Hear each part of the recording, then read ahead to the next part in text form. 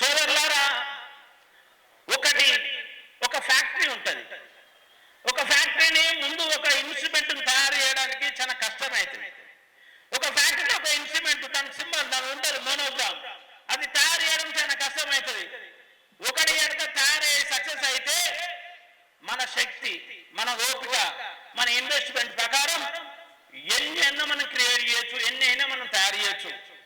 అంటే ఈరోజు గ్రామాలలో కాంగ్రెస్ పార్టీని కాదని, టిఆర్ఎస్ పార్టీని కాదని, బీజేపీ పార్టీని కాదని, బహుజన్ సమాజ్ పార్టీని, బాబాసాహెబ్ అంబేద్కర్ కు గ్రామాలలో మా వార్డు మెంబర్లు, ఉప సర్పంచులు, సర్పంచులు నేర్చుకున్నారు. కాబట్టి వీళ్ళను ఎక్కువ గ్రామాలకు పరిమితం చేసి, ఎక్కువ మండలాలకు పరిమితం చేసి జిల్లా వ్యాప్తంగా తీసుకెళ్లి ఆఖరికి ఈ తెలంగాణలో ఉన్న ఎమ్మెల్యేలు, ఎంపీలను వాళ్ళ పునాదులు కదిలించి ఖచ్చితంగా రాబోయే రోజుల్లో తెలంగాణలో బహుజన రాజ్యం సాధించడానికి ఈ అనుభవం ఉపయోగపడుతుందనే విషయాన్ని నేను స్పష్టం చేస్తున్నా.